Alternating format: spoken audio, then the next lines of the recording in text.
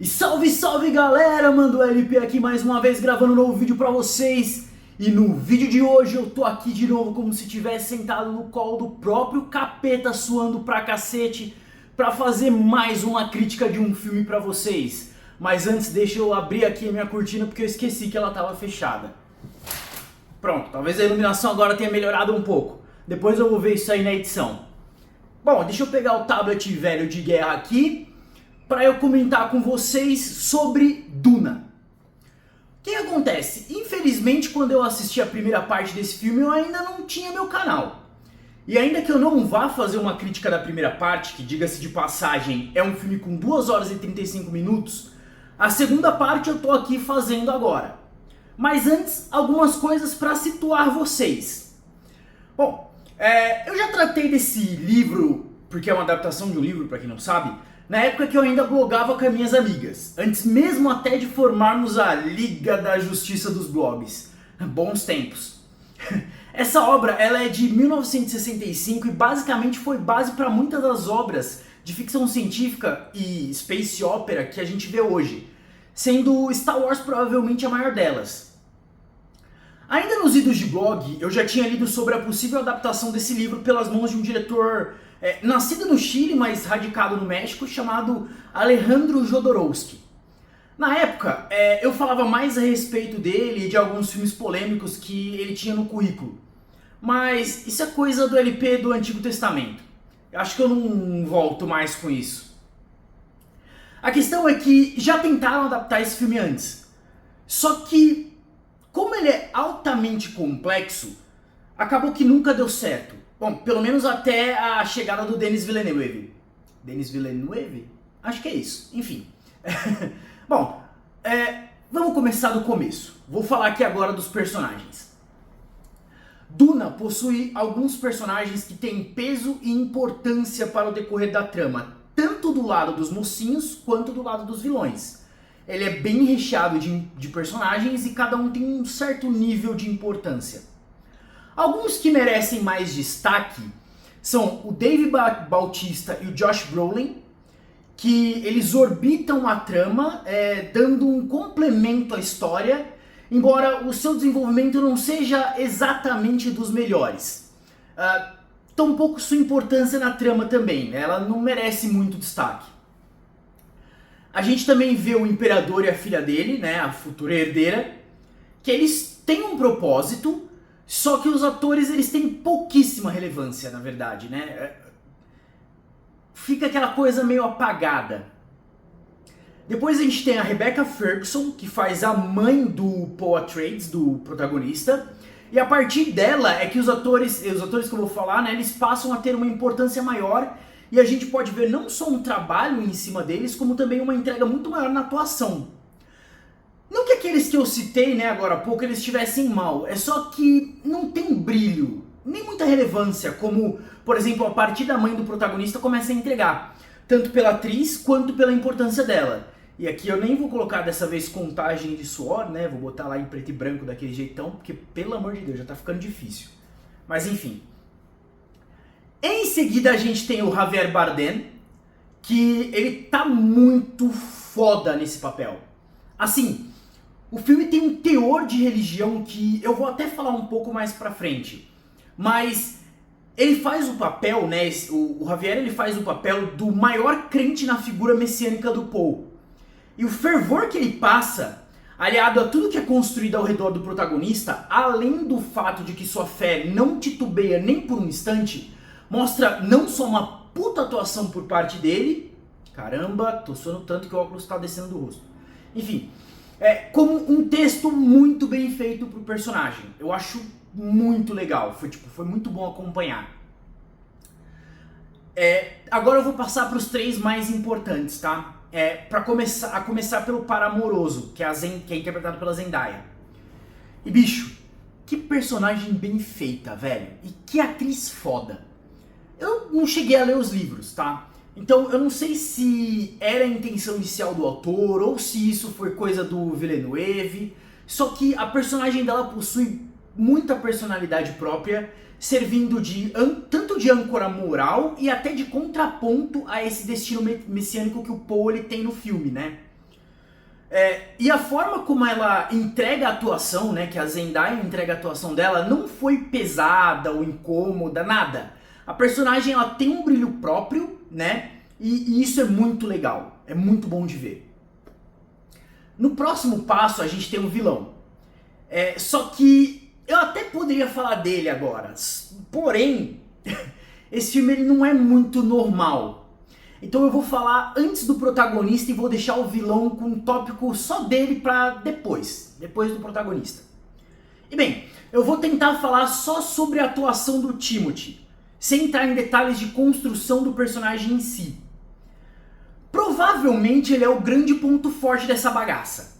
É claro, tendo em vista que ele é o protagonista nada seria mais justo, né?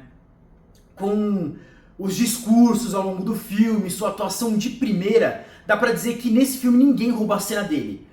Ele carrega e comanda tudo com muita maestria.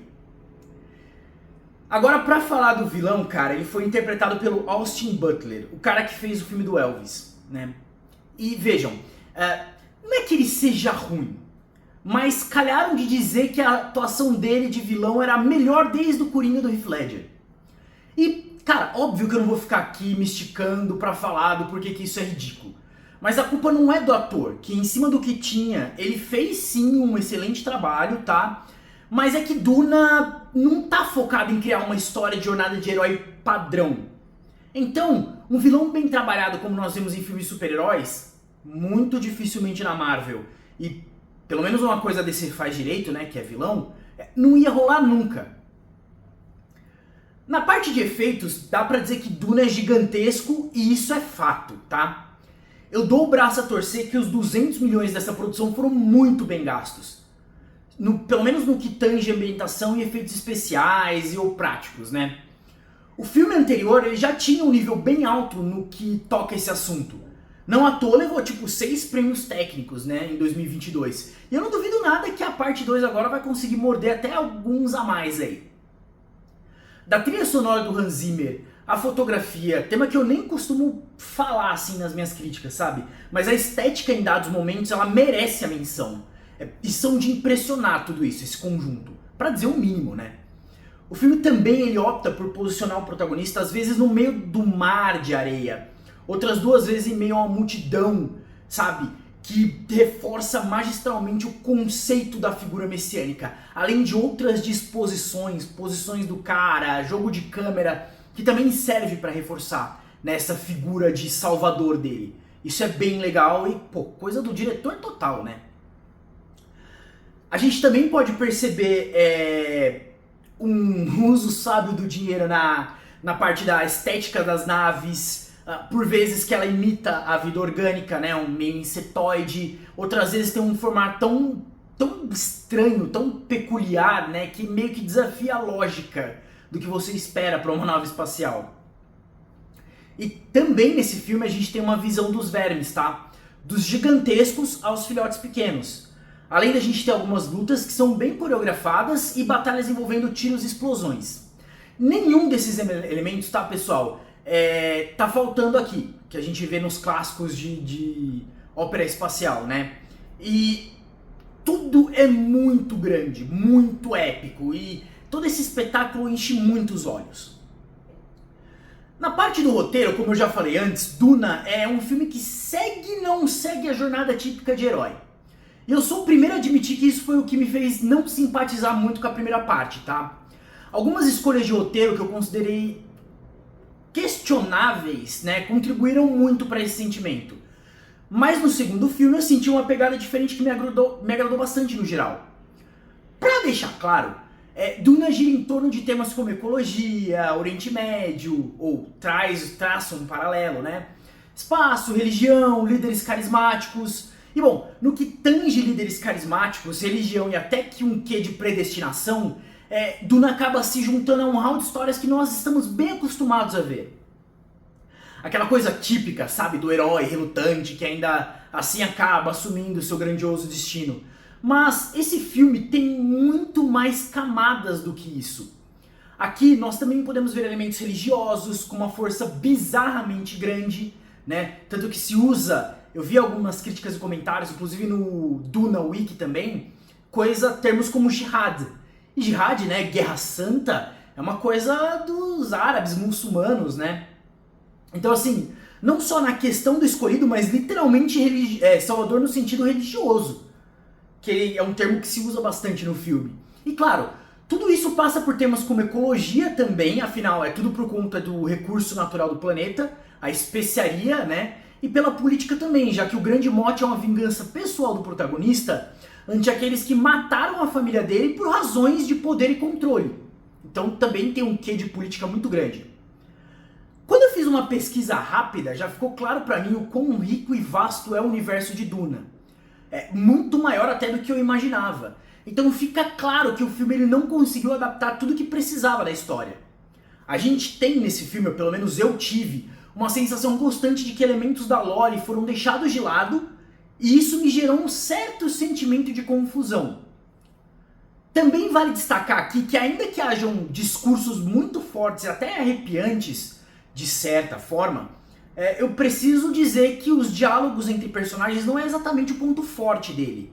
Até porque nem rola tantos diálogos assim, não é um filme com muitas e muitas falas, né?